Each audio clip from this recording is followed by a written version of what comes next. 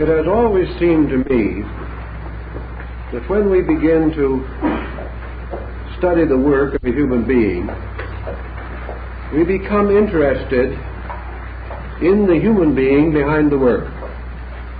Perhaps this should not be true. Perhaps we should accept things simply on their face value.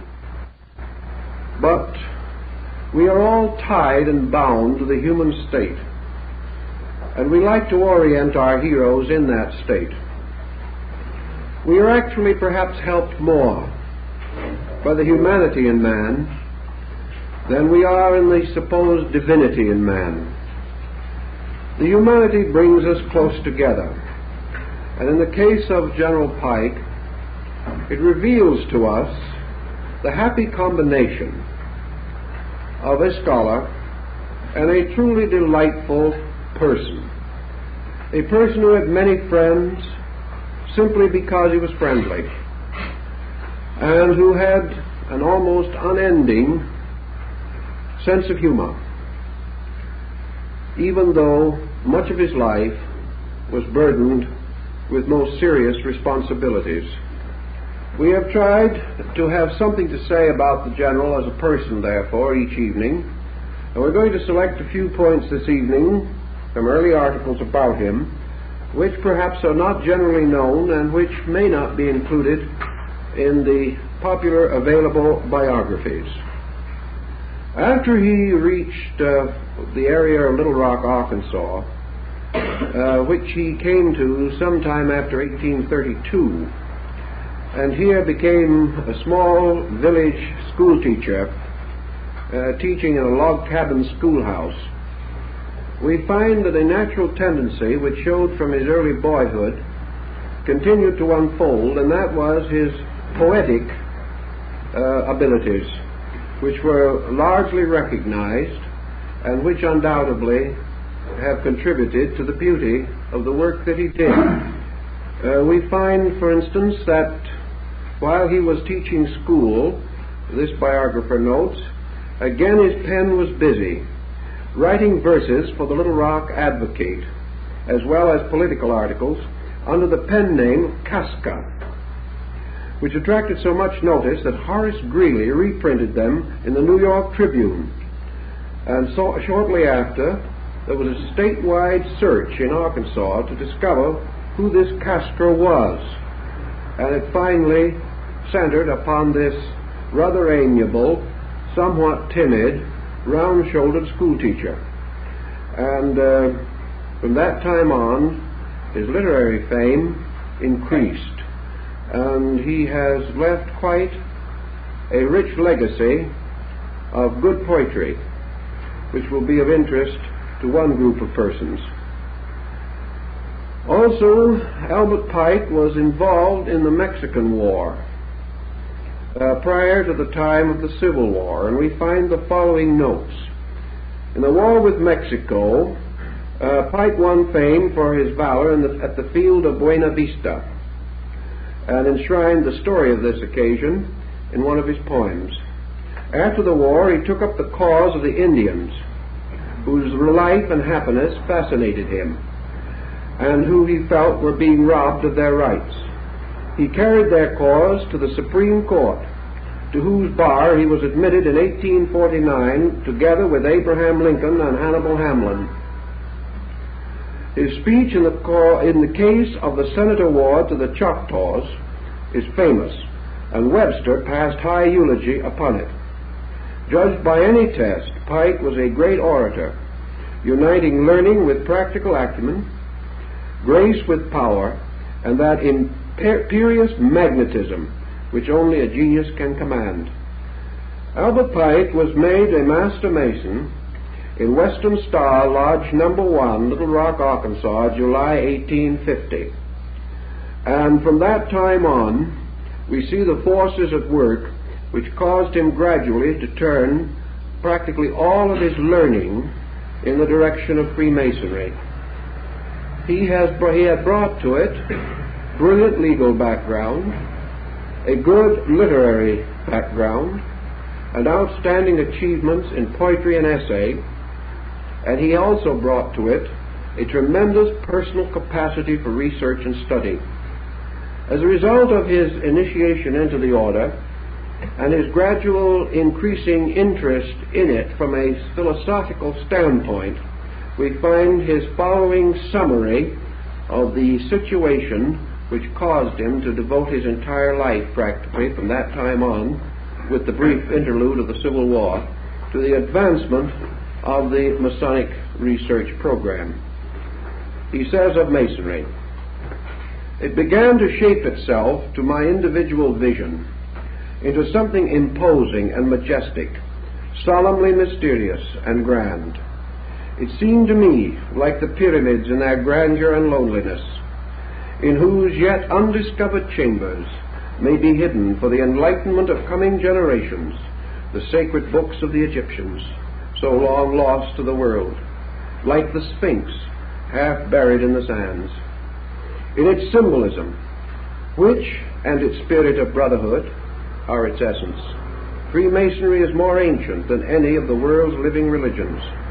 So I came at last to see that its symbolism is its soul." From this foundation, we can perhaps begin to estimate why he devoted the greater part of his effective, mature life to the effort to restore this symbolism, and why, in order to do so, he had to follow an ancient course, and that is to seek in the most remote corners of the world and in the most difficult branches of learning for the keys to these symbols.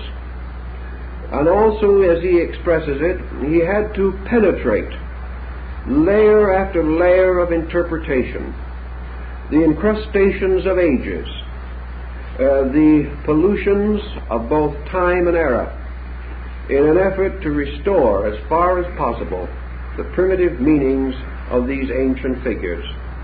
And so this evening we are going to devote most of our time to exploring along with him and in his way the essential symbols with which he became concerned. Pike would have been the first to point out that these symbols are not the private property of Masonry. These symbols derive themselves from practically every tradition of the world, yet that there must be beneath all symbolism a substance, a meaning real and valid, would seem to be of interest and importance to us all. For in the search into the field of comparative religion, in which symbolism plays a most vital part, we come constantly upon images and figures difficult to comprehend, confusing, and at the same time utterly fascinating. We also realize that in this pursuit of symbolic lore to its fountainhead, we must begin with some conviction, some concept. And General Pike begins with one very basic fact, namely that the symbol, which has endured from time immemorial, going back to the earliest thinking, to the most basic ideals of the human race, comes the nearest to anything that we have to a universal language. The moment we lock our thoughts in words, we restrict our meanings to those of kindred tongue. The moment we attempt to interpret in the terms of familiar things, we also impose a dogmatism upon meaning. And gradually most symbols have been dogmatized. They have been given a meaning, or perhaps a group of meanings, and these are assumed to exhaust the research in the subject. The moment we place a dogma upon any natural growing concept, we blight it with an early frost. We create a pattern of acceptances, a mere lip acceptance of terms and words and patterns, presumably exhausted by those who have gone before us. Pike warned of this very definitely. He stated that there may be 1,000 interpretations already known for a certain symbol. But if we are content to accept any or all of them, we shall some way deprive ourselves of the greatest adventure of all, and that is the personal exploration of the idea, the search within ourselves for meaning, and that the language of symbolism invites us all to search for meaning.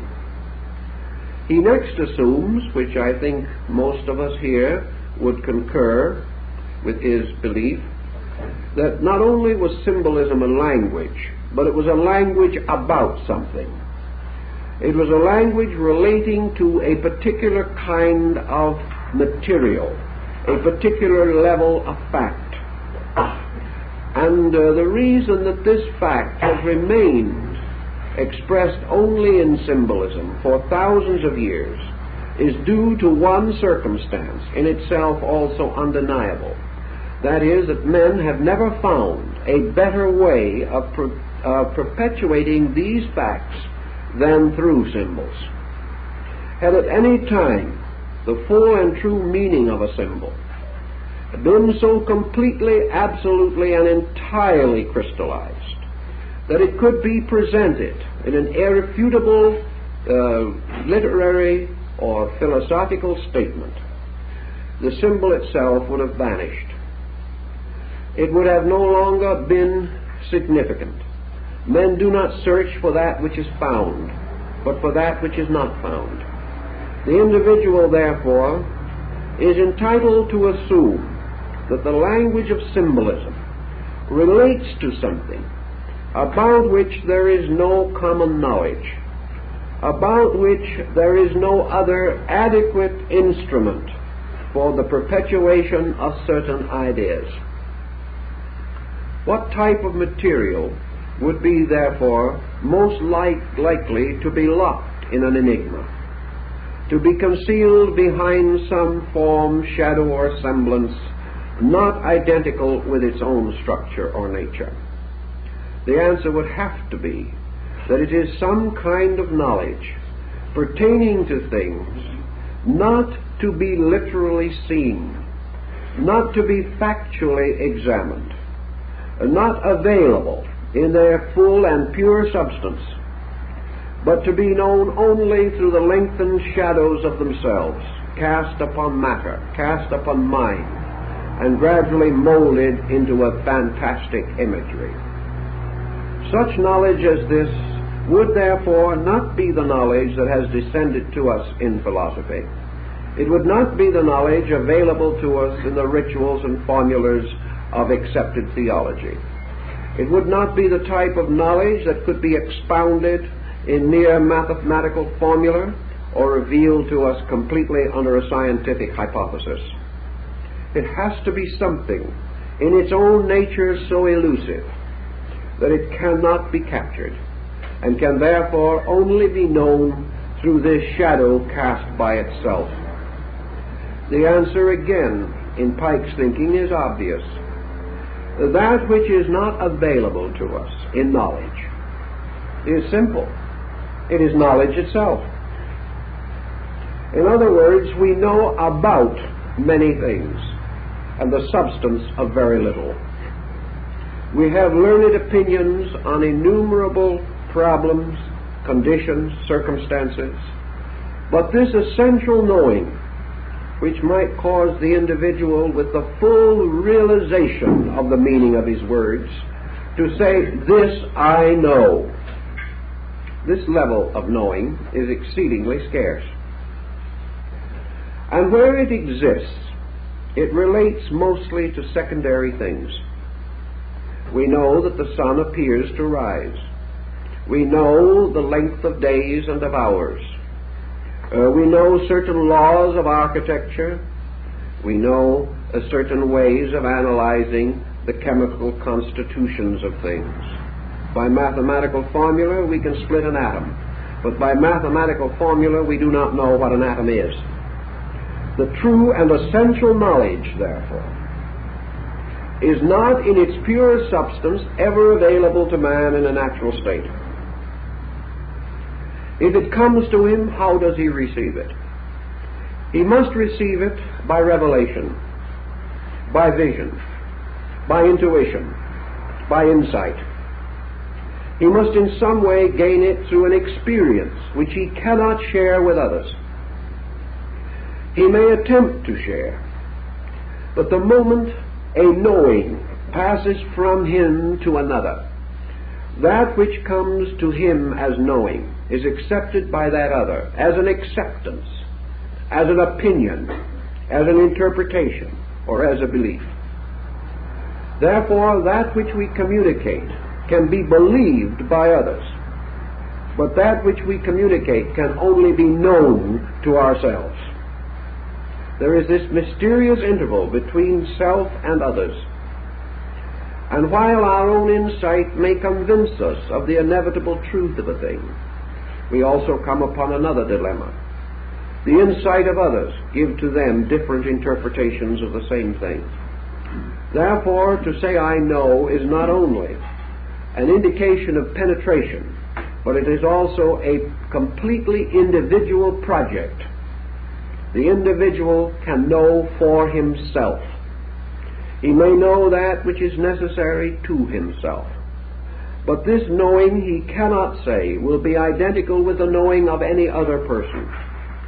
He may like to affirm the philosophical concept that if persons come to the same level of insight, they will attain to the same substance of knowing. But as each person is different, it has become exceedingly difficult to assume or to discover even the levels of insight upon which a number of persons may function. The only levels we have available to us are levels of interpretation, levels of believing, and levels of acceptances. Thus, according to General Pike, it would seem obvious that a symbolism which is extended around the world and it descended throughout time to be valid, to be worthy of perpetuation, to hold as it has the admiration of the most learned and the most informed and enlightened of mortals, that this symbolism must deal with these things about which man cannot come to external factual knowledge. These symbols must therefore relate not to effects but to causes, not to consequences as we see them, but substances as they exist in the nature of being. He is strengthened in this concept by another point, namely, that the great wealth of symbolism has grown up around sacred matters. The greater body of symbolism has to do with the attributes of deity, with the substance of human consciousness, with the nature of the human soul, with the substance and material of the human mind, and also, in large measure, with the great circle or cycle of man's psychic experience, leading not only through the years of this life, but postulating the future state of the soul in time to come and beyond the grave. These things, then, relate to certainties which men desire to possess, but which they do not at the present time adequately possess. Thus it is no common knowledge which can be easily rescued and then turned into sermons or into texts, but an uncommon kind of knowledge. That knowledge which has to do with ultimates, with infinites, and with the great universal values which men have sought from the beginning, and about which even now they have come to no common conclusion. If this then be the burden of symbolism, General Pike can justify his own statement that it is to be found in its purest and most wonderful form in the great mystery institutions of the ancient world. These institutions were dedicated to the greatest spiritual values that we know. And the greater this spiritual dedication, the more luxurious was the symbolism employed, the more fantastic the imagery, the more complicated the keys to its unlocking. And wherever we went, or wherever we go in the search of the ruins of ancient wisdom, we behold the sanctuary ornamented with devices difficult to interpret, of unknown origin, and dealing with the most abstract convictions of man. Now, symbolism then breaks down into a series of patterns, and our beginnings of symbolism undoubtedly go back to the dawn of our experience. And for a moment let us pause and consider some of the most aboriginal pictoglyphs that we have been able to discover in the search for our knowledge of primordial man. On rocks, upon the face of great boulders and ancient cliffs, rising in desert and wilderness, we find strange devices, mostly simple, geometrical, basic forms. These devices are sometimes referred to as picture writing. There are many examples of picture writing right here in the state of California. We find many rocks covered with strange forms and figures. Why were they put there? Who put them there? How shall we decipher them? They were put there by crude instruments, perhaps the chiseling of a stone with a harder stone, perhaps in some cases with the use of early tempered copper, or as the Egyptians, various files and chisels and other instruments of soft metal, their teeth set in jade or in emerald in order to give them a cutting edge. These ancient symbols were put for one reason primarily. They were to perpetuate something. It was that the man who put them there, or the tribe who fashioned this strange picture writing, wished to leave a record of something. Perhaps his basic impulse was completely egocentric, although undoubtedly he had no awareness of it, never having been under psychoanalysis. But in any event, perhaps what he was searching for was one of the most basic needs that man experiences. He was searching, rather pathetically, childishly, desperately, for immortality. He was searching for that mysterious quality of not being forgotten. He wanted to live. He wanted to live in one of two ways that he knew that man could live. He believed, probably from example and sorry incident around him, that this physical part of his own nature was fragile and would not long endure.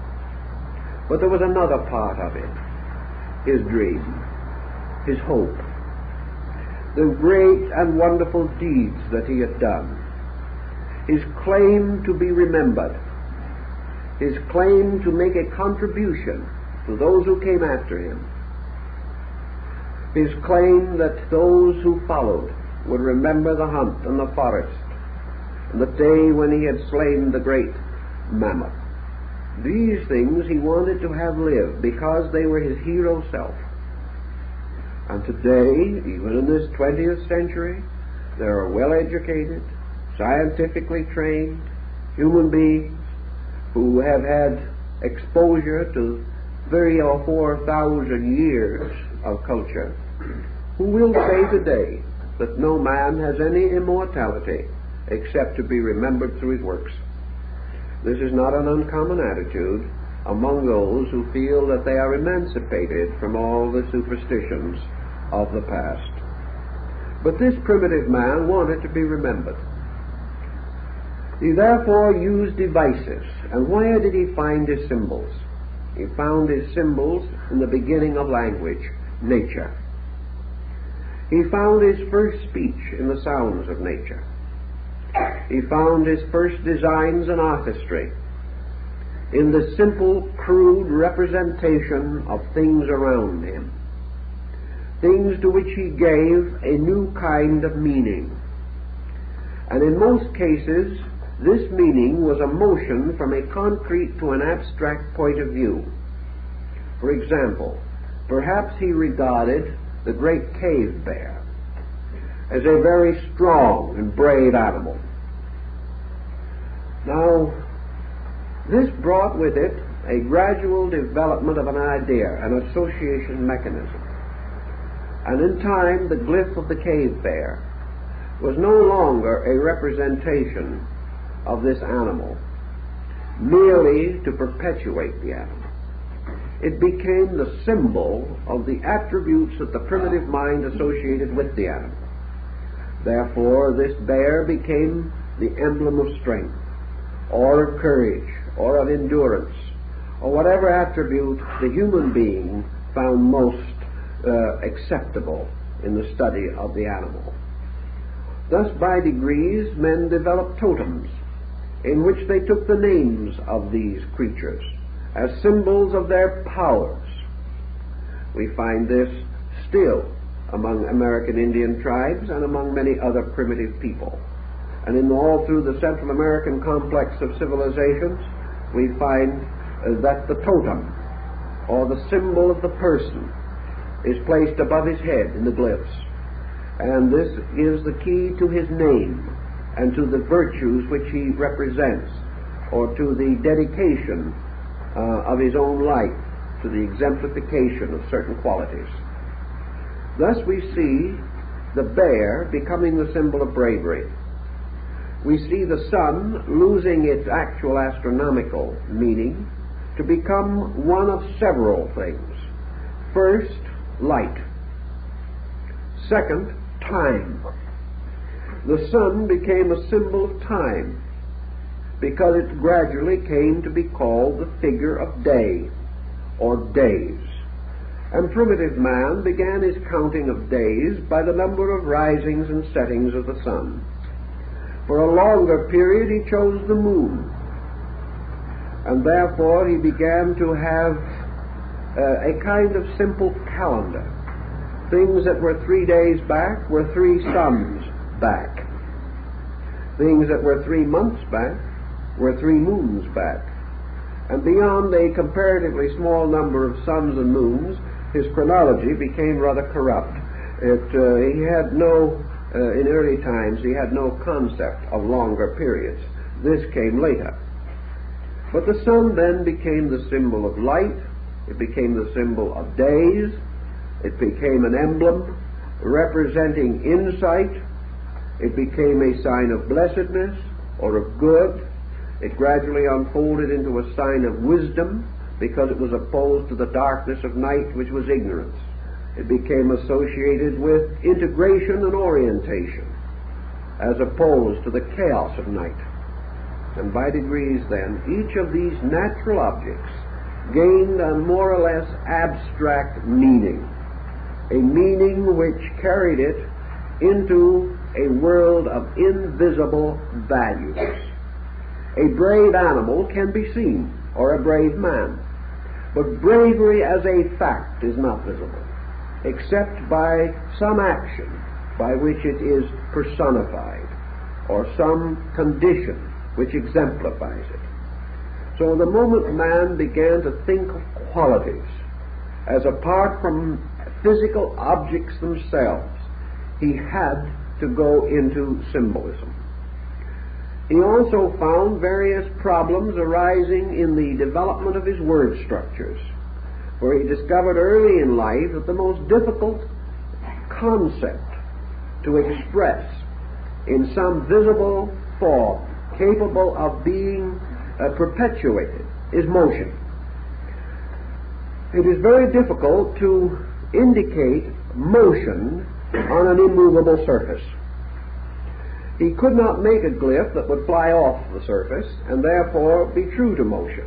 He had to create the concept of motion without the object itself moving.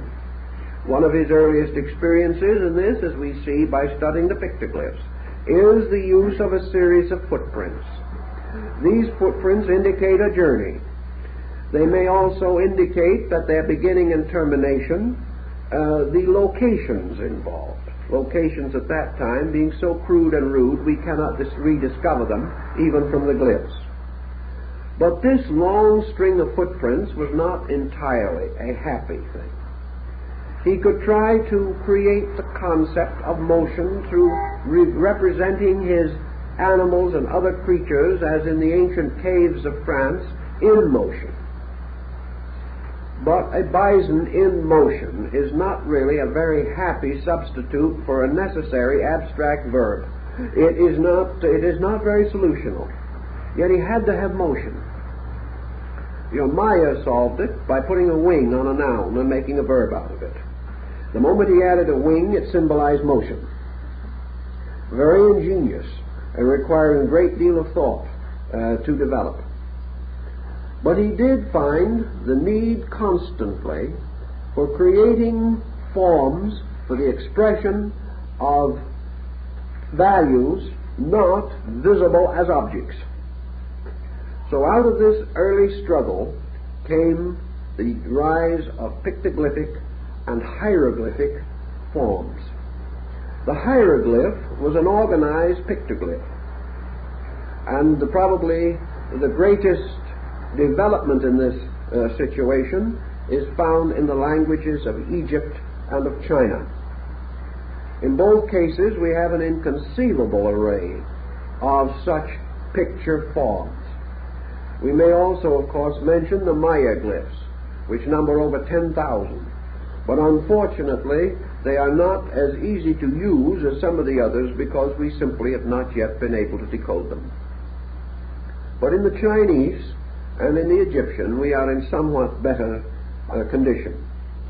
The Egyptian language, although it comes to us in its earliest form in a highly developed state, still shows that it was the inevitable evolution of the rough and crude cuttings upon the walls of cliffs and rocks. It is a gradual refinement. But the Egyptians began to discover means of making their symbols more valuable, making them more useful. They gradually came to identify, out of all of their animal pictures and their various symbolic devices, for each of which they had a name, they gradually developed a sound equivalent. This was frequently derived simply from the beginning of the name of the object. And an object like, for instance, arm, representing the human arm, suggested to them the possibility of the R sound as well as the complete name. This R sound could be combined with other sounds. Among the Aztecs it was done more simply.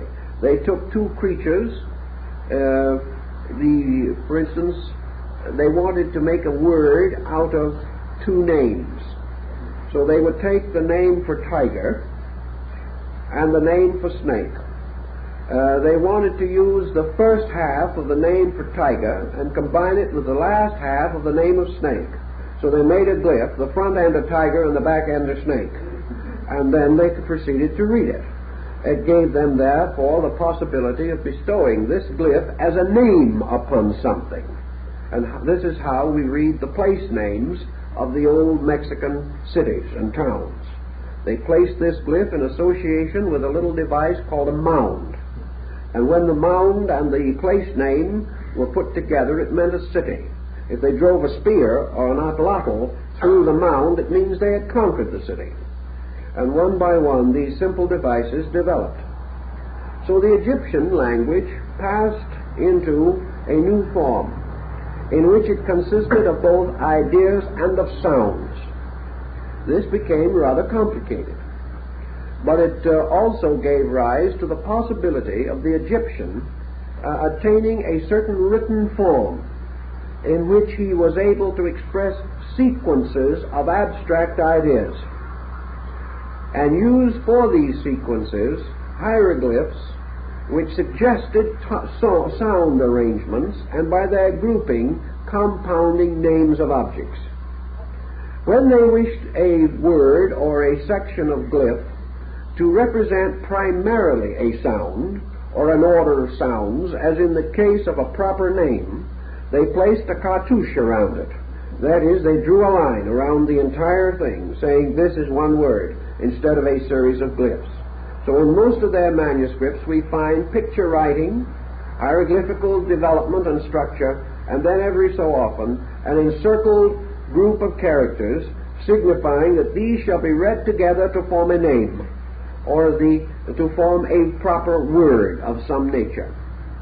This went on until gradually the pictoglyphic form began to fade away, and the symbols were not essentially changed, but passed through a condition of human carelessness. This human carelessness caused finally these glyphs to be drawn so poorly that as glyphs they were comparatively undecipherable. The individual taking these pictures simply streamlined them. He created a kind of shorthand out of them, using perhaps only the principal stroke of a particular glyph, the one stroke which distinguished it from all other glyphs. And he found that by degrees he could speed up the process of writing, and the hieroglyphical form about the beginning of the Christian era began to drift into the hieratic form, which consists of the loss of the symbol in a conventionalized letter. As this proceeded more rapidly, the advantage of the picture glyph as a means of identifying objects gradually ceased, and the entire process moved into an alphabetic form, with words spelled out to form new dimensions for the concepts to be perpetuated. This also followed definitely in connection with the Chinese method of writing. We find that the original glyphs were very often very close to the object represented. Their little pitched roof character, which is essentially a roof, originally meant a covering, consisting of two lines drawn this way, just like the sides of a roof. Well, that was a covering originally. It finally became very much more involved. The oldest Chinese glyph for a horse, for example, has 4 small dashes under it to represent the horse's feet. It was pretty literal. And among other languages, it is true that the Chinese perhaps has changed less than most others. Now, the Chinese have a symbol for tree, a very simple glyph. Now, they were also concerned with what we might term the plural forms, and how were they going to handle that?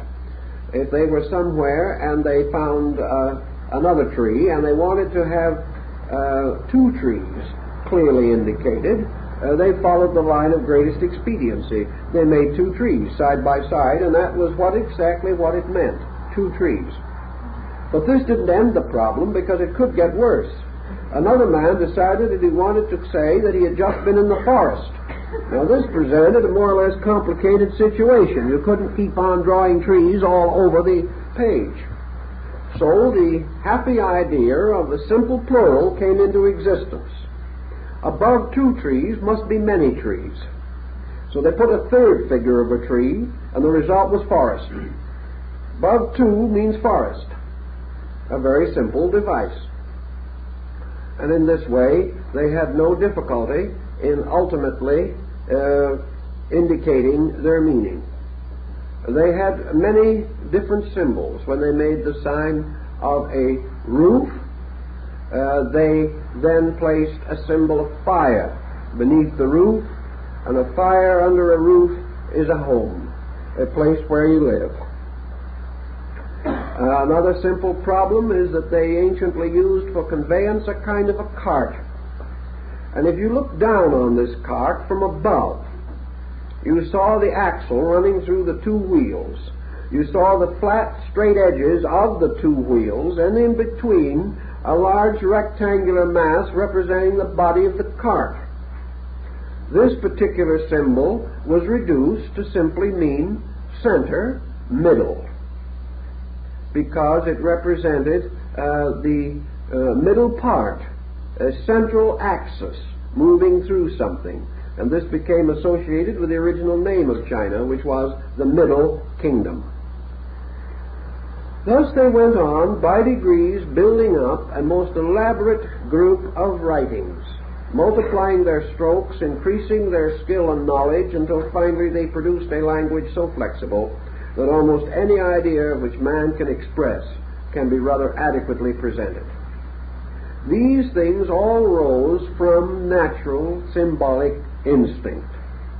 The effort to use simple things to express or explain difficult things. The effort to convey a total picture of a meaning, and at the same time lock it only in a very few strokes or letters. To do this also, of course, created a kind of association. The individual who knew approximately the meaning to be intended got the complete impact of it, perhaps even more completely than we do with words today. They got the feeling of what was intended. They got a simple and direct relationship. They were not so far removed into polysyllabic forms as we are. And they did not have to rush to the dictionary the way we do, because they had a very quick grasp of the symbolic idea. Now, these are primitive things, but they point the way along which General Pike was exploring. And he comes then to the next important conclusion which he reached, namely that nearly all symbols arise from nature. A symbol is a form, and it must be derived from a form. We cannot have a symbol, a picture of anything, unless that picture is derived from something within our world of experience. Therefore, the picture must be the result of man's own eyes. He may add to the eyes certain reasoning powers, but he must first use the eyes. He cannot conceive of a form which does not exist, nor can he make a picture involving a pattern which has no similitude in life or nature.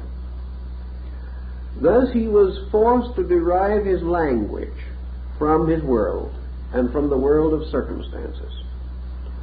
Pike, however, points out what several other authors have also noted, namely that the selection of these forms and the investigation in the effort to discover appropriate forms for ideas forced primitive man to a most dramatic conclusion, namely that all forms around him in nature are themselves symbols. That a tree is a symbol. A tree is not merely a symbol for man to use. Man is simply taking a more ancient natural symbol and reusing it. The fact that the tree is itself visible to his eyes is enough to prove that this tree is a visible extension of something not visible. Therefore, man can see the tree as it grows, but he cannot see the principle of tree. He cannot immediately apperceive tree as reality. He cannot know the life behind the tree, except by watching the operations of this life as these operations cause the tree to grow, or to in some way modify the various visible values which it exhibits. Thus nature is itself one vast symbol, one inconceivable relationship of forms, all bearing witness to that which is not form. A number of particulars bearing witness to invisible principles that lie behind all the concept of particular. Thus the authority of symbolism lies not in man's need for an expressing medium. The authority lies in the divine way of working. The universe itself, moving into manifestation, moves by projecting its own powers through forms, and these forms are symbols of these powers, mathematically, geometrically crystallizing around waves or rays or rates of energy, so that everything that exists is in some way a witness, an evidence, a kind of emblem, standing for a principle, itself invisible. That this principle may be spirit, may be soul, may be mind, may be God, makes the symbolism only the more significant. For here we are confronted with the visible testimony of facts unseen, a kind of covenant by which man stands forever in the presence of his own greatest source of instruction.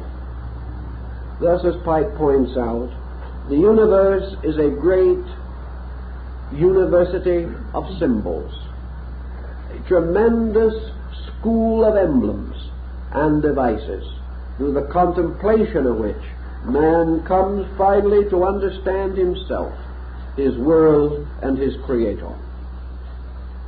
Thus, symbolism involves us almost immediately in a series of great abstract values. And the fact of symbol is the first great link that man has with a world of spiritual forces operating behind the visible appearances of life. So the fact of symbol becomes the validity of symbolism. It becomes the proof of the meaningfulness of the entire concept. Man creating symbols, therefore, derives them by bestowing upon forms and likenesses already existing and already having meaning, other meanings according to his own qualified understanding. Therefore, he takes emblems having an absolute meaning, and he gives them a new relative meaning in order that he may use them for the extension of his own awareness in some direction or under some condition. If, therefore, the Chinese makes a glyph for the home, consisting of the combination of roof, fire, and the woman symbol, he is therefore expressing a basic concept. These devices are not home, nor are we to assume that he is merely attempting to establish the concept of a house. He is working for something else. He is working for the moral and emotional overtone of home. He is looking for its spiritual value, its ethical implication, and thus he captures in these basic forms ideas which are in harmony with his own insight. Yet each of these forms may have another meaning, a meaning especially in themselves. And this is true where the selection particularly involves natural working or natural objects, rather than the artificial productions of man, as in the case of house, which is something man himself has built, and therefore has a meaning peculiar to man. But when he draws upon the earth and the sky and the flower and the rock, he is drawing upon things which he did not himself create, and therefore which have meaning apart from him, even though he wishes to give them a meaning of his own. In this way, symbolism has gradually associated itself with an infinite diversity of interpretive factors. And these interpretations, extending on through time, have been refined and revised with the changing of human beliefs. The ancient meanings have been restored and lost again. and finally new meanings have been imposed upon ancient substances which no longer seem relevant. Man, however, hit upon one other happy device in the development of symbolism. He knew that he was concerned to a measure with the restricting circumstance of literalism. There was always the deadly danger which man faced, namely that in the field of learning, if he drew a picture of a tree, the student would be satisfied to say this is a tree and feel that he had solved it all. If, therefore, he surrounded the man primarily with only natural symbols, the human being would be almost in the same condition he would be without any symbols, because there are enough natural symbols forever around him. He sees the alternations of day and night, he beholds growth, he beholds all the strange and wonderful workings of natural law. These are his heritage. Therefore, to merely reproduce them for his intellectual advancement would scarcely attain its end. He would only be using a crude substitute for a nobler original. But man discovered, perhaps through his sleep consciousness, through dreams and other things, that he could introduce an element of fantasy into the representation of these forms. He could create a class of forms called composita. He could make a thing unworldly by putting together natural emblems and symbols in an unnatural relationship. He found, for example, that as long as he drew pictures of men to represent his gods, the tendency of the people was to come to the conclusion that the gods were men. It read downward instead of upward. Instead of conveying the impression, really, that man is a god, the reverse became the common acceptance. But when, as in the case of the Egyptians, the human head was taken off, and the radiant globe-clutching scarabasaka was placed on the shoulders of the human body, so that it became a human body with a beetle's head, the inevitable result had to be that the mind could no longer search in its experience for a living example of this. They just couldn't do it.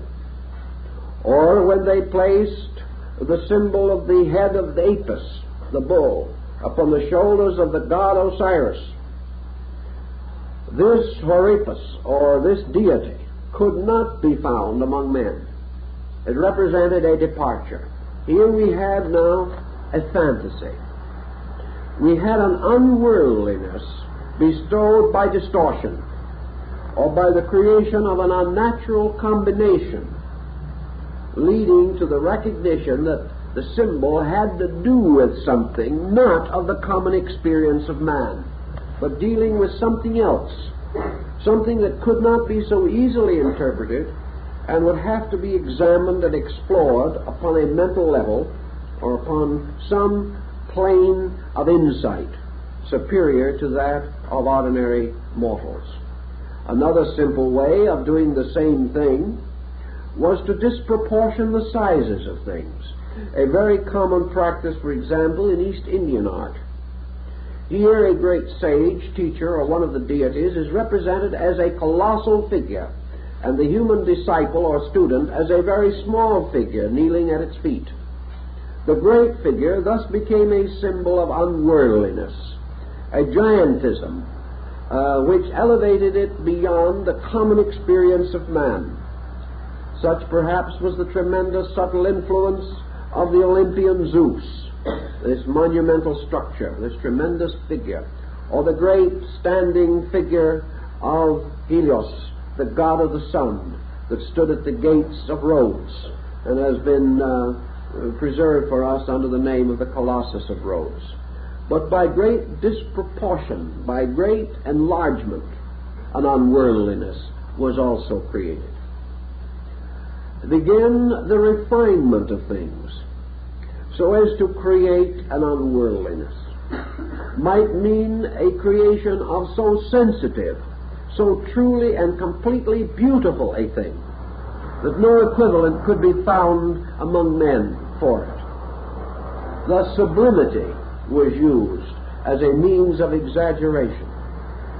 As Leonardo and Michelangelo realized and exhibited later, also the dynamic of the so-called heroic proportion, or by the voluntary and intentional distortion of the anatomy or structure of the human figure, this figure became symbolic of something not human, something either superhuman or subhuman, something beyond our immediate ken of comprehension. A great study was made, for example, of the familiar figure of Michelangelo's Moses. And it has been pointed out that if this figure should stand up, it would be the most disproportioned piece of art perhaps produced by a classical master. The parts of the body are not in proportion to each other, but the compound effect is one of great majesty, of great force, and of a measure of patriarchal unworldliness, an escape from the literal, an escape from the obvious, into the expression of overtone through one kind of artistic subterfuge or another. Thus the symbol, in its simple language, began to take on many different aspects. Particularly, early man was interested in disentangling it from literalism and trying to use these familiar objects in a manner which would not convey merely a trite and familiar meaning. The symbol also gave rise to many other devices. It gave rise to emblems. And emblems, as pointed out by Quarles in his work on emblems, were really originally moral pictures. An emblem was a moral representation, gradually becoming more and more stylized until it became a device, became a kind of reminder of quality rather than an actual picture of it. During the 17th century in Europe, there was a great number of emblem writers. These writers moralized upon practically every symbol, device, work of art, statue, jewel, fabrication of antiquity that we know. Every one of these had to be interpreted to have some bearing upon the moral need of man. The purpose was to produce the good man, or to remind the individual of moral virtues by simple pictures. These books, of course, were largely worn out by children because young people received most of their early schooling from these old emblem books. Another type, of course, that also came into prominence was the gradual development of the word emblem. In other words, symbolism was not absolutely restricted to a representation of an object. It could be associated verbally with the description. Groups of emblems have been closely associated with sects and creeds that have made use of the emblem in one way or another in their teachings. And this part of the teaching has become so familiar that the picture is used to substitute for the reference to the factor involved. Religious emblems that we remember immediately, of course, bring to mind the Christian cross, which is associated with the most dramatic episode in the life of the founder of the faith. We find that in India, in Buddhism, for example, the chakra, or wheel with 8 spokes, the Noble Eightfold Path and the wheel of the law, has become practically a universal symbol for Buddhism as a religious philosophy. It has gained the same general acceptance that the cross has in Christianity. Perhaps equally important in the Judaistic system is the sacred name, formed of flaming letters, which has also a great sacredness. Perhaps the outstanding religious emblem of the Jewish people is made up of the 2 tablets of the law, bearing letters or characters signifying the commandments. In Islam, the great symbol is the crescent of the planet Venus, which has to do very much with the development of their faith. And this has been universally accepted among Muslim states. Among Hindus, the most common symbol is the Omkara, or an elaborate device formed of the letters of the sacred name. These devices we generally recognize today as the trademarks of religions and faiths. In China, Taoism, of course, is represented by the yin-yang symbol, or the two hemispheres interlocking, the light and dark hemispheres of a circle. All these emblems have therefore gradually come to be identified with great systems of thought, and they become immediately able to stimulate in us a basic grand picture of a doctrine, of an idea, or of a way of life. These are the more simple explanations, however, and we must still penetrate into that field of research in which Pike was most concerned. He came to the conclusion that there was an essential and valid language of symbols, an alphabet of them, that while in various nations they were somewhat modified, still there was a great body of symbolism, essentially sacred and essentially dedicated to the perpetuation of knowledge without revelation by word. Therefore, the communication of certain secrets from age to age, from time to time, was accomplished by means of symbols, even as the ancient craftsmen in the days of the cathedral builders of Europe each marked his stone with his master's mark, a mark peculiar to himself, and being the same permanent record that the primary man or ancient man carved so crudely upon some boulder. This record of the master's marks also extended throughout the world, for the same marks that are found on the cathedrals of Europe are also found on the Taj Mahal, on the Qutb Minar at Delhi, and upon the great monuments of the Hindu and Muslim world. Therefore, this practice of marking goes on throughout the world. And these marks that were on the cathedral stones of Europe are almost identical with the caste marks worn on the forehead of various Hindu sects, the members of the sects.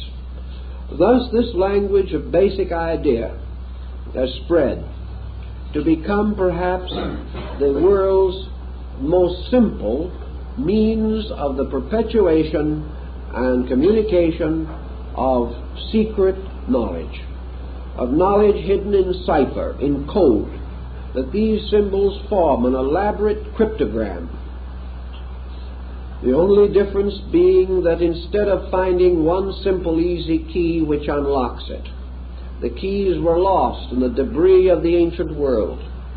And Pike said that it was his opinion that these older keys would not be found again, that these keys had disappeared with the invaluable guidance given by the ancient teachers who had themselves vanished from among us, and that the great heritage of symbols still stands before us as the unlocked treasure house of knowledge, and that until we ourselves set to work to follow the words of Omar, the tent maker, to file from our own base metals the key that will unlock the door, that these symbols must remain comparatively unintelligible to us.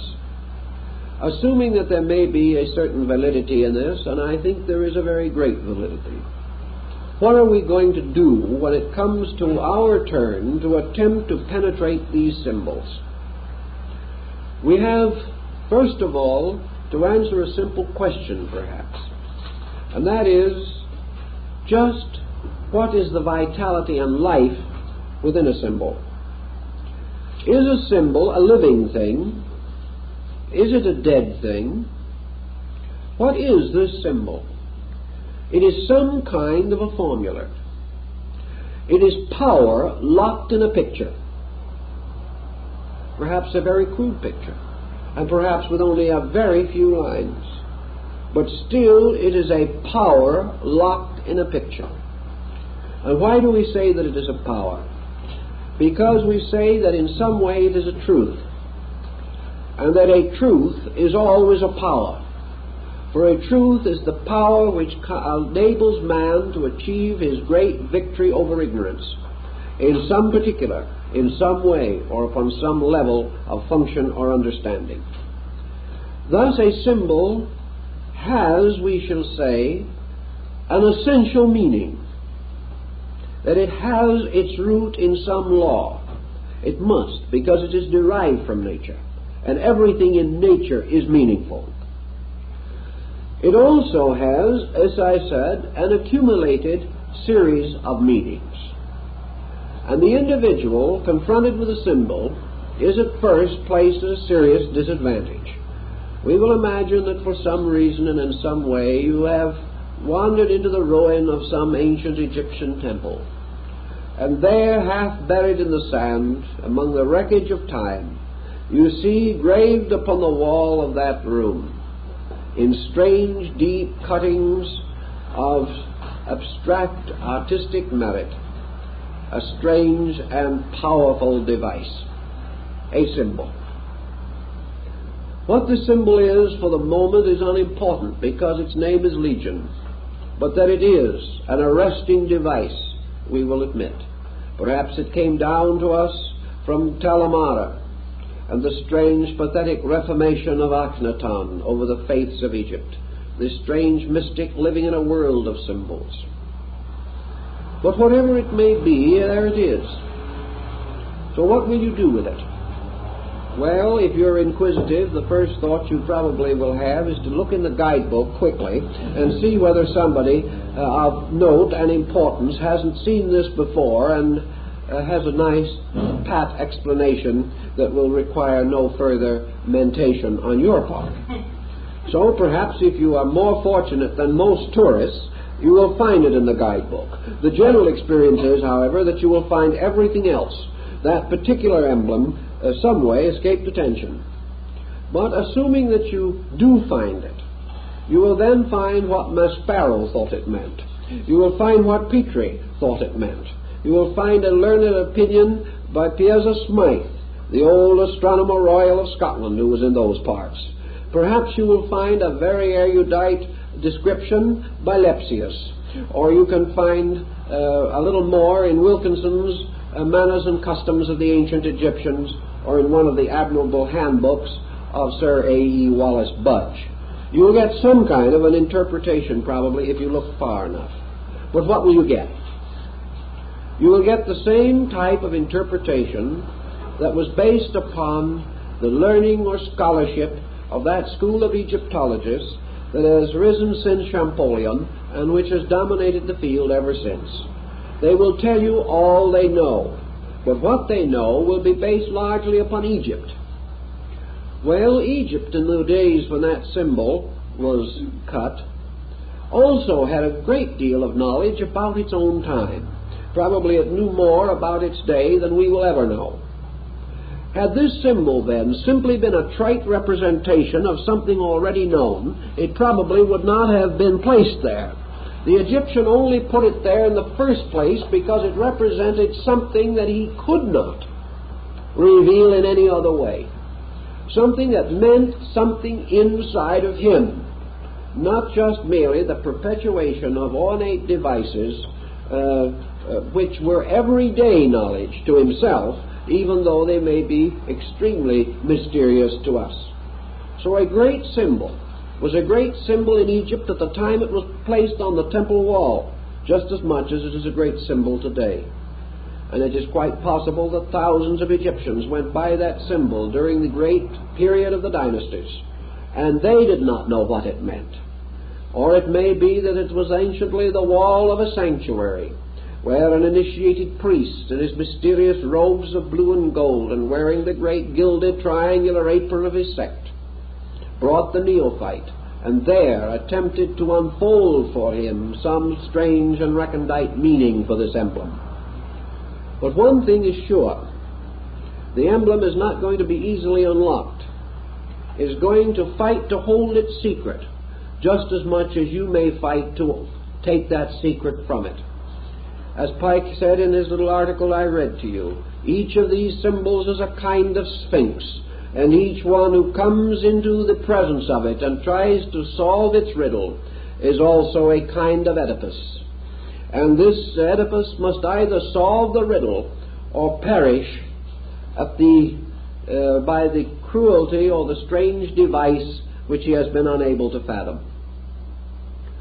So we come into the presence of the symbol, and we realize that it represents design, that perhaps, like the famous old Etruscan frying pan, it was a masterpiece in higher mathematics, and that only by a mathematical code can we decipher it. But then when we have deciphered it, we lift a veil only to find other veils behind. How then shall we approach the symbol?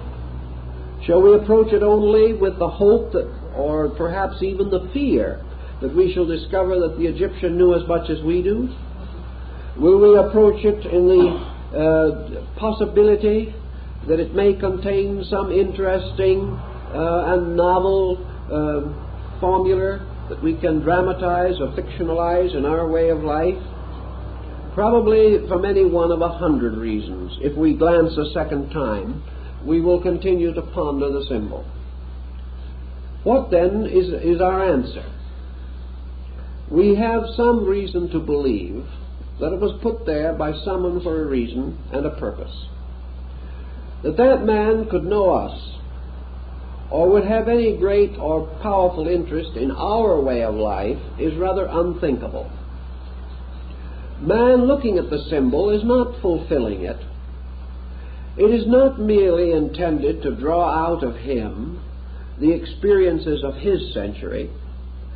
It is interesting to see, however, to what degree this symbol becomes a drawing power, and may also draw out of the individual levels of knowledge that he did not know he possessed, because he had never before been subjected to a riddle. A riddle forces the individual to probe within the recesses of his own knowledge, seeking for something that at least has a bearing on the problem, or a clue, or some association by means of which the unknown becomes intelligible. But even if he does this, and he does it thoroughly and painstakingly, he only arrives at a certain formula of his own, passes on, his place is taken by another man who repeats the process. Each, because of different experience, comes to a somewhat different conclusion, and the symbol is consequently always a mirror, reflecting that which is within the beholder, casting back himself upon himself. But its own inscrutable mystery is still utterly locked. Therefore, this attitude is not entirely satisfactory. So the symbolist, and Pike belongs to that group, points out that in order to break the symbol, in order to actually penetrate it, it is not possible merely to make a photographic reproduction of it in our minds, or to battle out our brains against its strange and fantastic construction. There has to be another way. There has to be something else. And that something else implies the possibility of the individual becoming receptive to the total impact of the symbol itself. Not only to discover what it can mean to him, what it may have meant to the Egyptian, but also what it really means. And this real meaning implies, of course, something else also. That in a moment of inspiration, someone put it there. What this inspiration level was, we cannot know. But if the symbol has survived as a great and magnificent arresting thing, that level of inspiration must be explored. We've got to try to find again the consciousness of the man who put the symbol there. This does not mean that if we do, we shall finally solve it.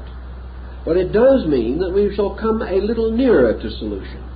We shall have a better grasp than merely imposing our own nature upon the symbol. Great symbols are nearly always strangely orderly, wonderfully mathematical, and while their essential principles may be obscured by flourishes and artistic devices, each one is based upon a grand concept. It is a cross or a circle or a triangle or a square. It has some tremendous basic mathematical strength, or perhaps numerical arrangement by which it has a strange and deep meaning. There is a pattern there. There is always an orderly progression of things. Thus the symbol invites us to contemplation. It invites us not to an aggressive effort to conquer it. It invites us to meet it in a more or less receptive manner, opening ourselves to it, persuading it to come forth rather than demanding it to come forth. It also must free us in some way from our own eternal resolution to read into that symbol our own meanings, or the meanings of our times, or the ethics of our times, or the morality of our times. What we must try to find out is what it meant. And as it probably arose from this great system of world mysteries, the great educational body of the past, this symbol may well be part of the great textbook of essential learning, a strange essay, a wonderful composition, placed there with masterly skill, not only to confuse the ages, but in some strange way to bind the truth seeker of the present to the truth discoverer of the past. Thus the problem of the impact of the symbol, the effort to decode it, may lead us in many directions. As Pike points out, one of the first things that a good symbol does for us is to show us how ignorant we are. And that is an admirable beginning for something. It suddenly reminds us that the common knowledge that we have is not very valuable in an uncommon situation. It further also reminds us, if we think a little more, that the common knowledge that we have has very seldom been sufficient in any situation. That we are dying of our common knowledge, and that unless we do something about it, we shall continue to die. Thus it behooves us to explore the symbol. And the moment we start on it, we are dedicated to the great course, the study of primordial man and his search for light. We must, to a certain degree, have the same experience which Pike himself had. Drawn into Masonry by the rather natural circumstances of the time, he became aware that he stood in a great palace of symbols. Gradually it dawned upon him that these symbols were the soul of something, that this organization which he had joined was not merely a body of persons tied together by dues. It was a symbol of something. It was something that tied into a challenge that could only be solved in one way, and that was by the attainment of universal enlightenment. That symbol would always be there, pointing a strange, abstract, accusing finger at the individual, solemnly pronouncing his ignorance, until that symbol itself was completely and entirely unfolded. And to search through these symbols is a very valuable experience for persons in practically every walk of life, because this temple, with its numerous and wonderful tracings, is only a miniature of the great temple of the heavens, the temple of earth, the temple of the world, upon the surfaces of which are innumerable wonderful patterns, designs, and figures. Men must read these figures and live, or remain ignorant of them and die. Life is just that simple. Either man must solve the riddle of nature, the riddle of the great Sphinx that sits forever on the threshold of the unknown. Man must solve the riddle of himself or die. He must solve the riddle of universal law, achieving an obedience which will enable him to live, or else he will die. He must either find the great principles which underlie all forms and appearances and cling to those principles, or he will not find them, and he will perish for need of them.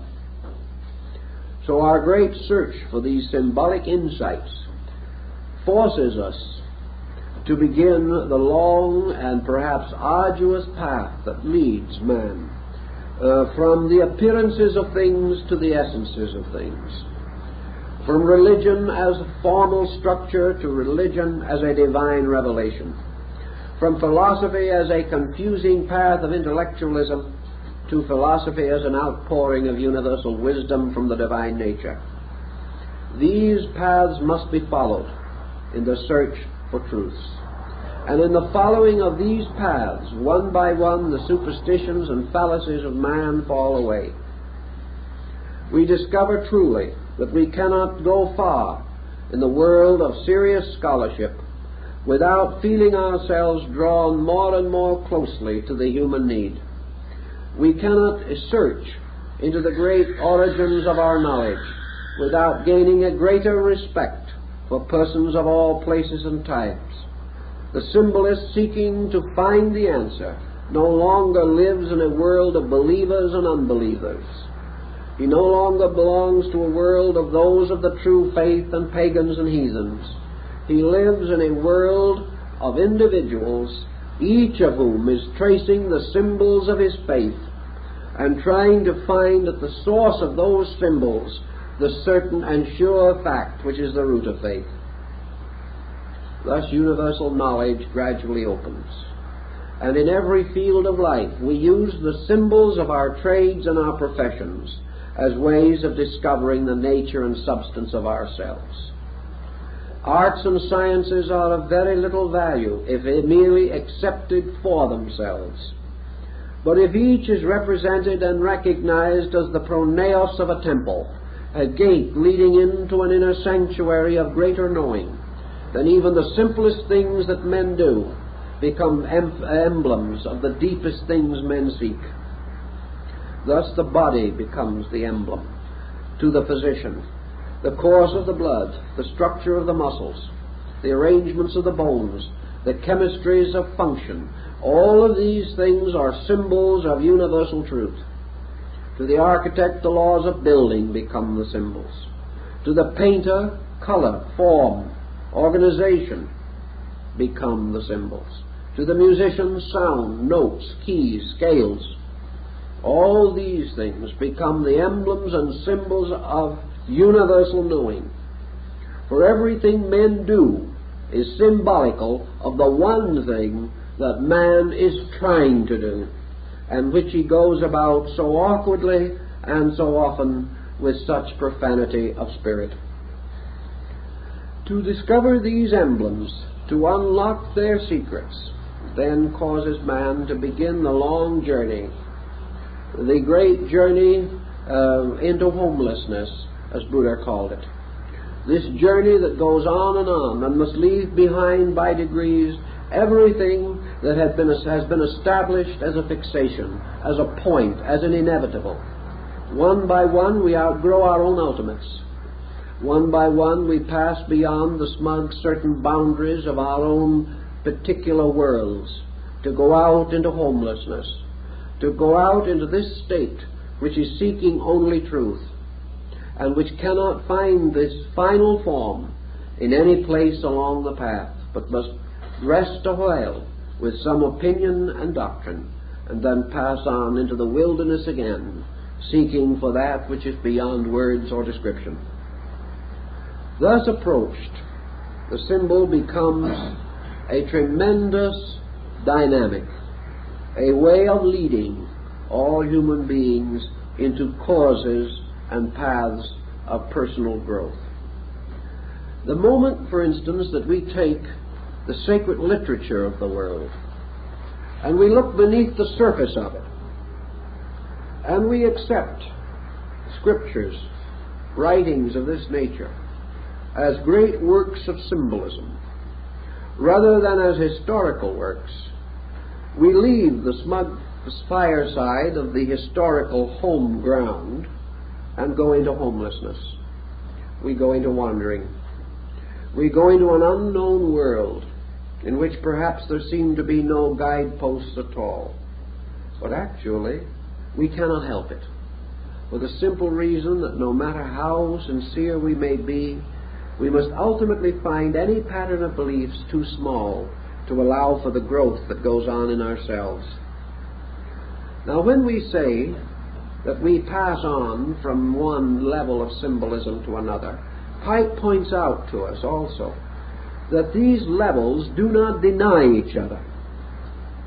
The fact that we have outgrown a symbol or left it like some dead seashell along the shore of life's great ocean does not mean that that meaning we have left behind is untrue.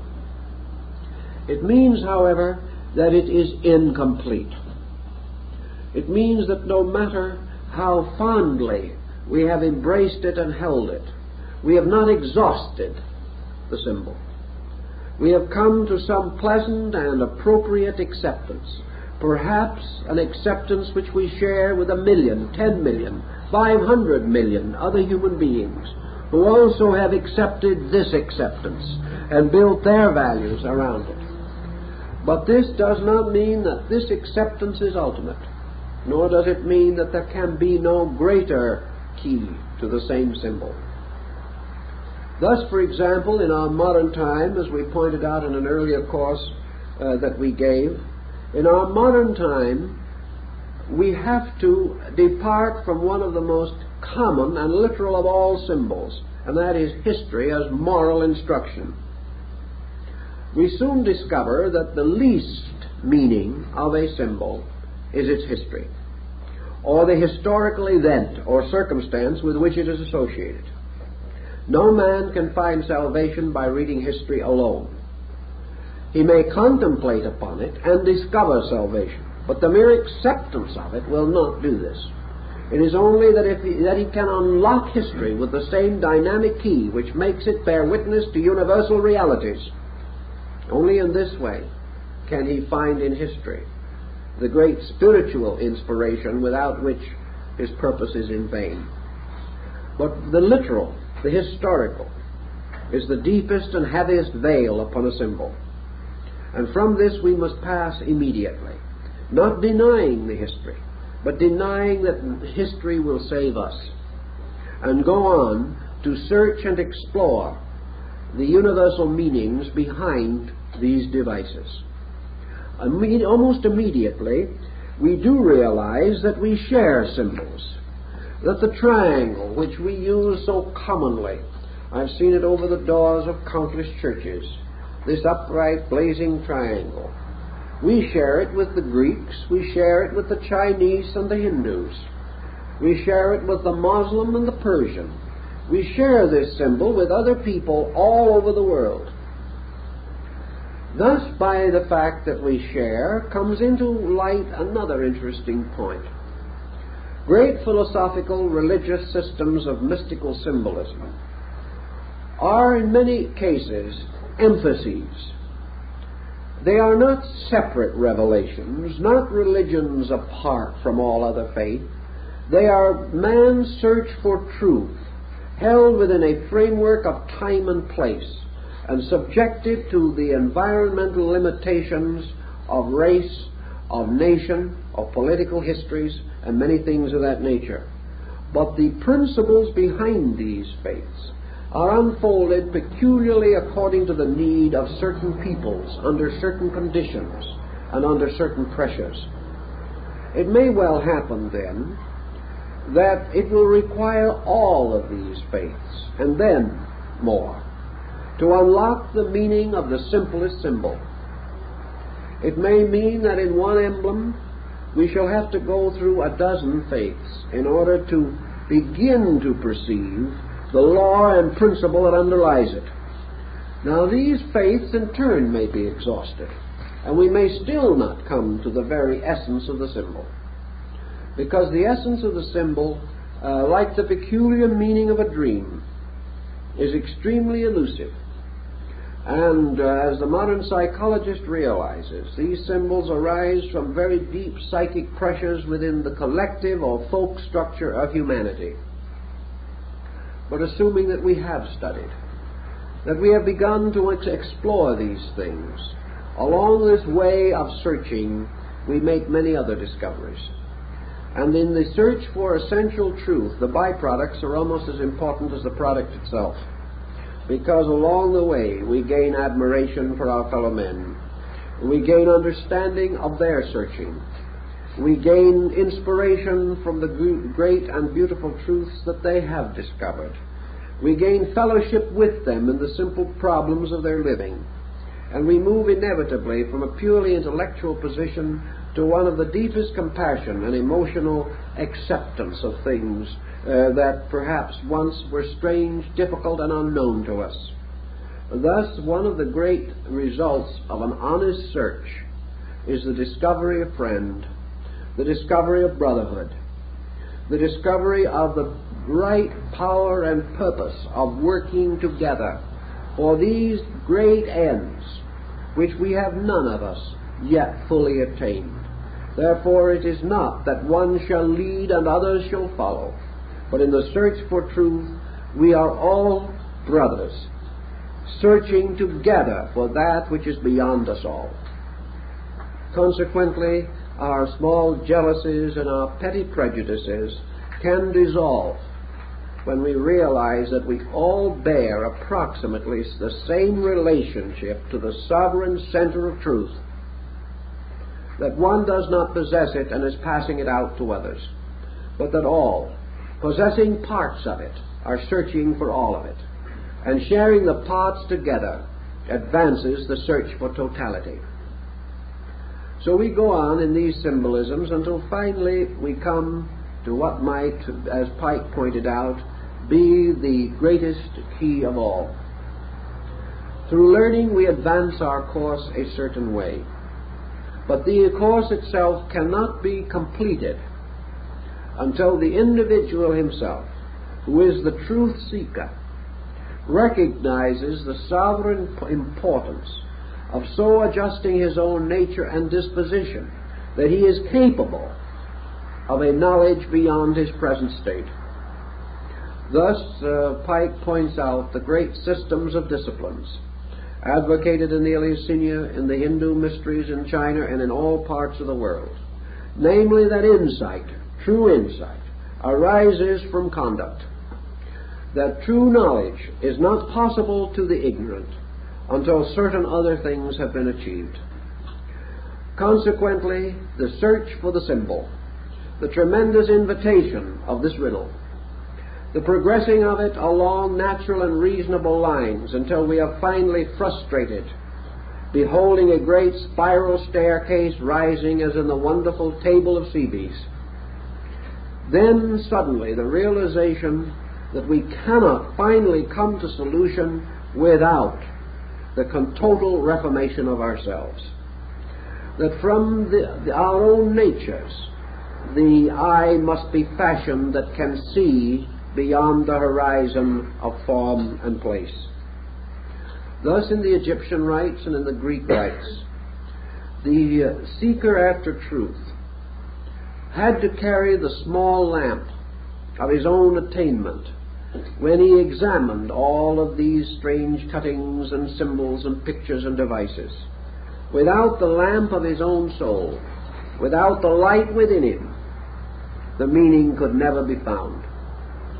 So we come back to the simple concept as taught by Jesus and Buddha and many others, but with a new meaning, a new degree of value, namely that the truth seeker, in order to attain, must place himself under the laws which he seeks to understand. Until he makes this personal consecration or dedication of his own nature, he cannot have the insight necessary to see. So in the great structures which use these symbols originally, discipleship always preceded acceptance into the mysteries.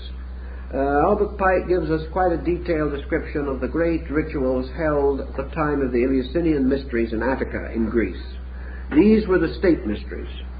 They were the mysteries which citizenship in Greece permitted the individual to attend. Those who were born citizens, free-born of Greece, men and women, were permitted to be initiated into the Eleusinian rites. The first or lower rituals were given to all who sought, and any person well born above the age of 12 years was entitled to receive the rituals. He beheld the great symbolic pageantry of this rite, by means of which he gained a more or less total impact of the great Orphic mystery, which was the spiritual root of his culture. Because everything that was Greek art, Greek music, Greek literature, Greek philosophy, and Greek religion arose from this great core of the Orphic revelation. The hymns, the mystical songs of Orpheus, the strange, secret, tender ritual of universal love which lay at the root of all Greek culture. But after the neophyte had taken this lesser ritual, he then had to indicate his future. He had to wait for years before he was eligible to take the greater ritual, for which only certain persons were entitled. He had to earn this. He had to wait for it. And his waiting and his earning was a matter of great expectancy. Some way he knew or sensed or felt that this other experience was a strange, transforming thing, that to pass through the great rite was to be born again. And as surely as he was so twice born, he was given the keys of heaven and the great power over the world and universe in which he lived. But the priests in sober and contrite circle warned him of this important step. They warned him that this ritual, this greater degree, would only be conferred upon him when he had attained certain virtues in his own life. Only when he could honestly prove that he was no longer dominated by the ordinary impulses of human nature, that he was no longer selfish, no longer arrogant, no longer easily moved from the quiet contemplation of values, no longer a vengeful or worrisome mood, no longer envious of the success of others, no longer subject to the tyrannies of life, that gradually he had subsided and subdued these things within himself, that quiet, dedicated to truth alone, willing to sacrifice life and honor upon the altar of reality, then and then only could he enter the sanctuary. Then and then only would he be given the great rites. For strangely enough, as General Pike also points out, the supreme wisdom is reserved for those who no longer need it. In other words, this ritual becomes merely a symbolical thing, because it is by the path leading to the symbol that man gradually discovers its meaning. He gradually subsides these obscuring factors within his own nature, and as he becomes truly still within, and has transformed all base values into the purest alchemical gold of transmutation and regeneration, he beholds the great symbol moving in as it moved in upon St. Hildegard of Bingen, the sky opening, the earth beneath his feet opening, the air filled with symbols, everything moving into life. And by that time, his own cleared insight shows him the kind of world that brings him to his knees in absolute admiration of the ineffable beauty, sublimity, and divinity of even the simplest form of life. And General Pike says there is not the smallest bird that flies in the sky, and he was very fond of birds, that does not clutch forever in its talons the silken thread of universal truth. In other words, it is inseparable from nothing. Nothing can be divided from it. So when the neophyte, having passed his test, having become wise in the wisdom that is not of this world, having gradually subsided and subdued all these false pressures within himself, is at last brought into the presence of the symbol, the mystery of which he sought to penetrate. And coming into the presence of this symbol, he is no longer in the presence of a question at all. He does not say, "Now I know what it means."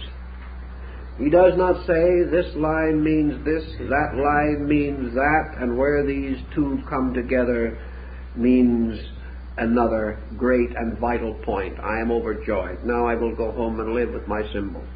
He does not say anything of this nature, because, as the Eleusinian initiate learned, when he comes into the presence of the symbol, like Akhenaton before the great hand-rayed sun disk of the Aton, he looks upon it. He sees no longer a symbol. He sees no longer a device. He, as the ancient said, he sees merely the blazing form of God. All symbol ends in the fact that that symbol is a veil over the face of God. He is no longer interested in an answer, because the answer blazes into him. He is in the presence of the ineffable. He is in the presence of a thing that has come to life because he has brought himself to life. And he stands thus in the presence of the All-Radiant, and falling on his knees, he does not ask, he worships. And when he has achieved to this point, he has solved the mystery of symbolism. All other things must precede it. He must remove the veils one by one, that behind all veils of form, of words, of thought, of meaning and idea, behind the last of these veils is the great face of the ineffable. And when man takes away the last veil, only God remains.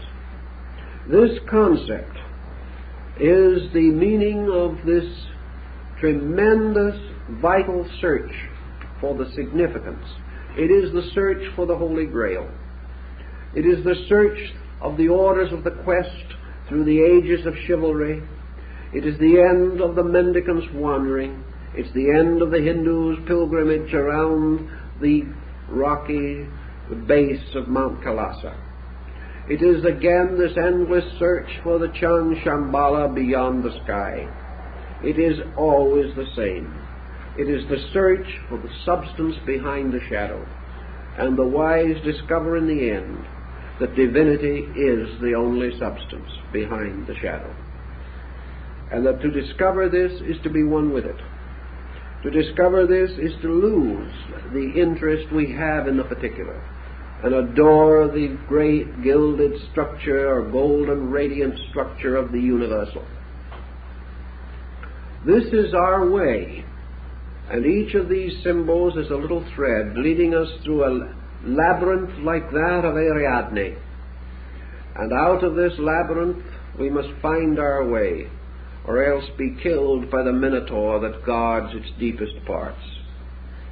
So man, escaping along the thread of symbol, finds it much easier to escape this way than he does through the heavy and clanking chains of dogma.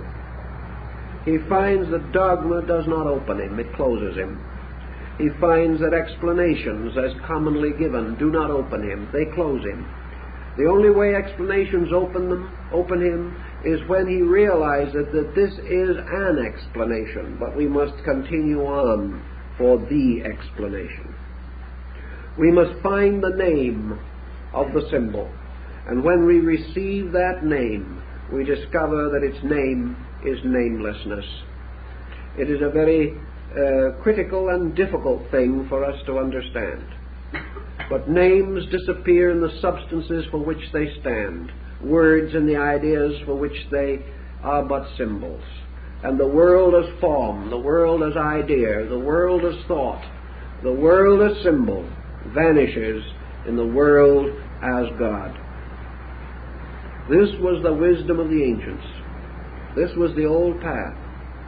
And this is the path that General Pike sought to re-engrave upon the hearts and souls of those who followed in his footsteps in the pathway of the degrees of the Scottish Rite of Freemasonry.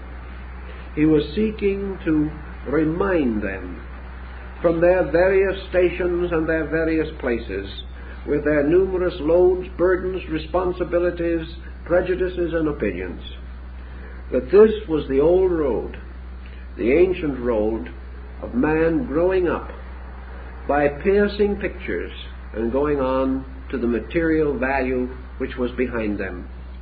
That all these pictures are actually part not of man's knowing truth, but of man's becoming truth. That the end of the symbol is that man himself, as the great symbol, shall unfold. That every symbol invites man to grow from within his own nature, not merely by interpreting it, but by experiencing it. And as his disciplines increase, his vision increases also. Now, one of the simplest of all disciplines is scholarship, because it orders the mind, it makes things regular and reasonable, it usually dedicates the individual to some cause beyond wealth, for most scholars are proverbially poor. It causes the individual to create dedications that become very important to him.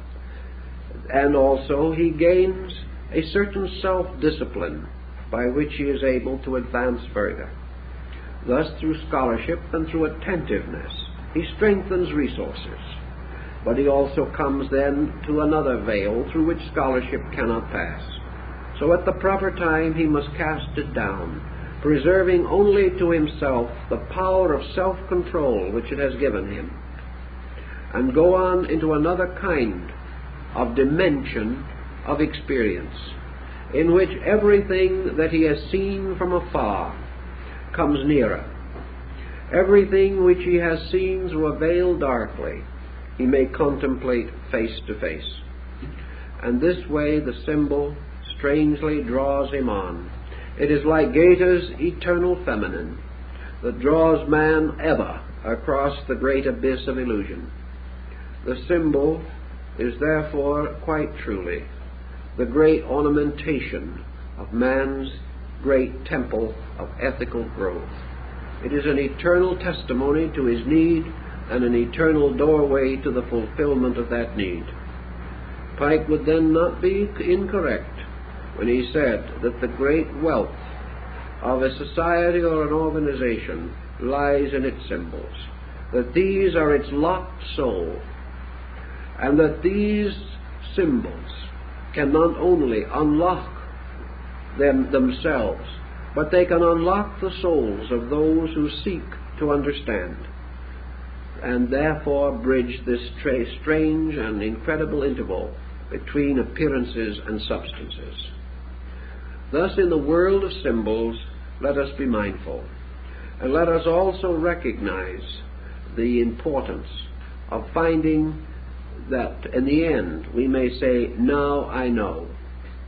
And then if we are asked what we know, we must answer, I do not know. This thing that is found as a total experience. It is not a discovery of a particular, but the tremendous impact of a universe opening, blazing its eternal splendor upon our consciousness, and drawing us once more into the solemn and sacred union with that eternal value, that eternal life, that eternal power which is at the root of us. So we open both the innermost and the outermost, and we open the furthermost with the innermost. And as we unfold the utility, the mystery within ourselves, we see its blazing likeness unfolding in the symbol before us. This is the great concentration symbol, the great mandala, which locks the world. At the end of the quest, man coming finally to know, discovers not that he knows, but that he is. And in the attainment of becomingness, all mysteries are solved, all secrets are unveiled, all riddles answered. And these riddles are all concealed within the mystery of the divine mind and the divine spirit. And the symbol is the path that leads through itself to that which is beyond human comprehension. I think that is a fair statement of General Pike's opinion, and I think it is very well worthy of our thought and consideration. And we will continue our study of his work next week.